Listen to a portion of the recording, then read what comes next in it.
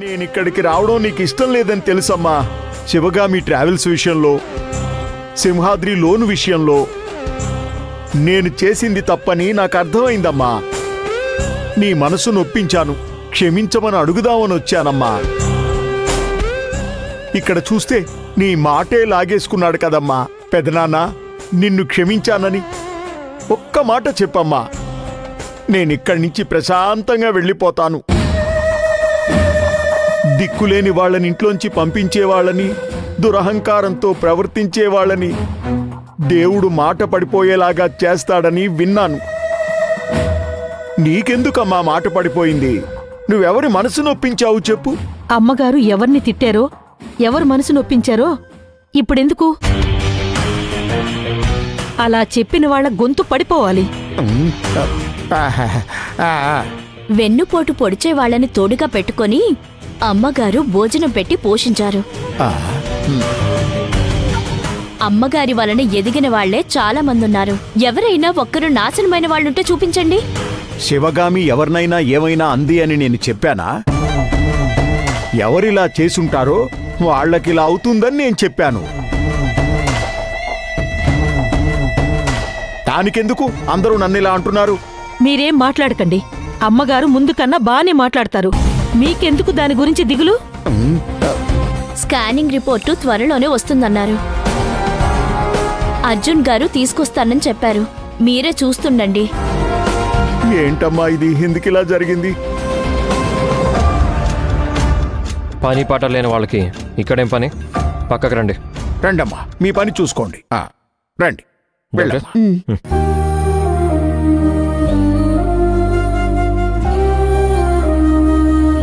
Madam, ఏనా improvement?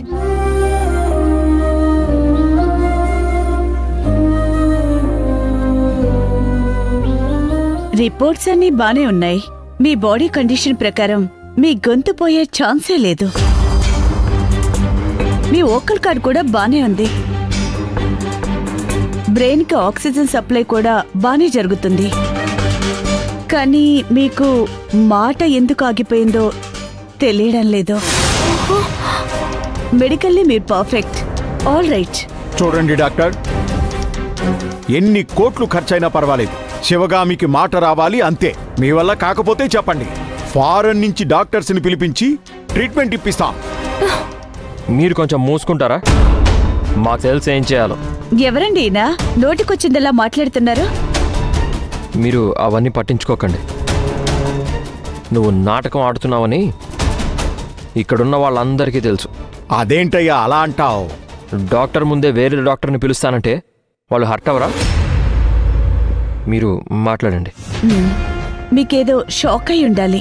ఎవరో మీ గొంతు కోసినట్టుగా అనిపించుండాలి. అందుకే మీ మాట నిలిచిపోయి ఉండాలి. నా ప్రకారం ఇది టెంపరీ ప్రాబ్లం అంతే. ఒక వారం చూద్దాం. ఏమీ ఇంప్రూవ్మెంట్ లేకపోతే స్విచ్ థెరపీ చేద్దాం. అప్పటి వరకు మీరు ఓరల్ ఎక్సర్సైజ్ చేయండి. ముందు ఓంకారంతో మొదలు పెట్టండి. That is best therapy. Voice స్లోగా మొదలుపెట్టి నెమ్మదిగా పెంచుకుంటూ వెళ్ళాలి. ధ్వనిపేటిక నిదానంగా సరవుతుంది. ఇప్పుడు ప్రాక్టీస్ చేద్దామా?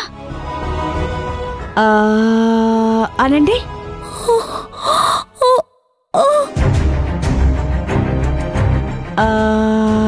అనండి.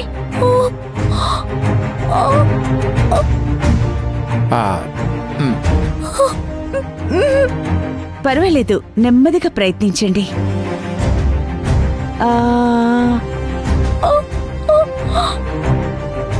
మళ్ళీ ఒకసారి ప్రయత్నించండి. Okay, cool. రోజు ప్రాక్టీస్ చేయండి, అంతా సరైపోతుంది. సరే మేడం, నేను వెళ్ళొస్తానా?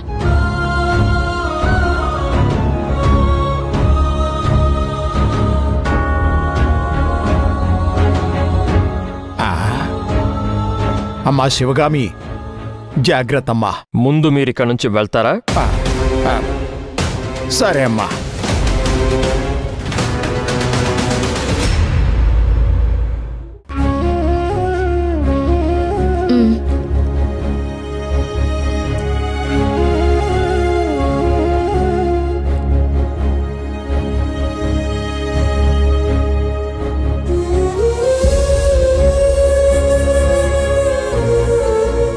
రిపోర్ట్లు చూసి అనవసరంగా టెన్షన్ పడక శివగామి. అందులో ఏమీ లేదు. కంగారు పడుకో, నీకు తొందరలోనే తగ్గిపోతుంది. టెన్షన్ పడుకో.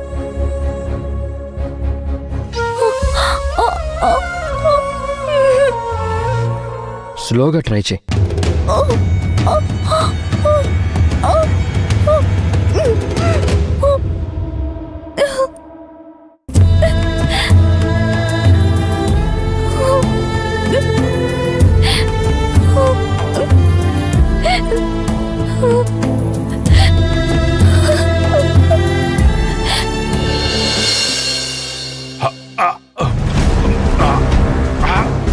బాస్ రావణ్ బాయ్, బాస్ ఏమైంది?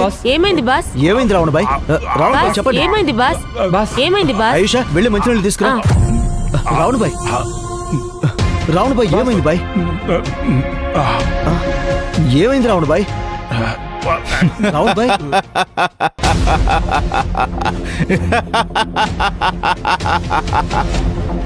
శబాష్ రావణ్, నీ నటన అద్భుతంగా ఉంది. అదేంటో గుణకు కూడా చెప్పు, తనకు కూడా తెలియాలి కదా.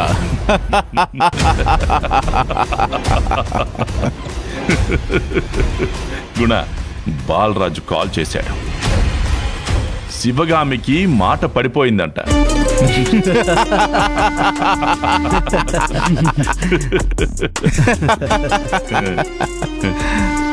నాతో ఎంతెంత మాట్లాడింది, ఎన్ని రకాలుగా నోటికొచ్చిందల్లా తిట్టింది, ఎన్ని అవమానాలు చేసింది.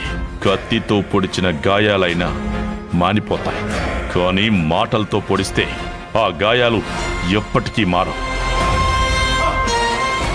మాటలతో పొడిచి పొడిచి మాట్లాడింది కదా, ఇప్పుడు ఇక ఆ మాట ఎప్పటికీ రాకూడదు. ఆమెకి ఏ రోగం కూడా లేదు. అవును, ఏ సమస్య లేదు రావణ్. అది ఆది వేసిన మంత్రం.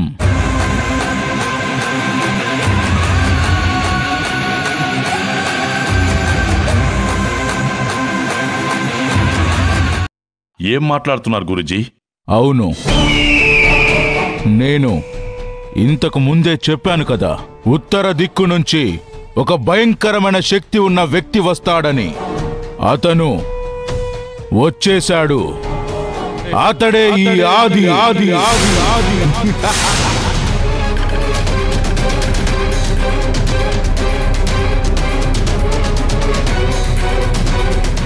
ఆదినా? అతను మెంటల్ హాస్పిటల్ నుంచి తప్పించుకొని అఘోరిలతో కొద్ది కాలం ఉండి వాళ్ళ దగ్గర తాంత్రిక విద్యలు నేర్చుకుని అక్కడ్నుంచి ఒరిస్సాకు వెళ్ళి మంత్ర విద్యలు నేర్చుకొని అక్కడ్నుంచి హిమాలయాలకు వెళ్ళి అక్కడ సిద్ధులు సాధించాడు.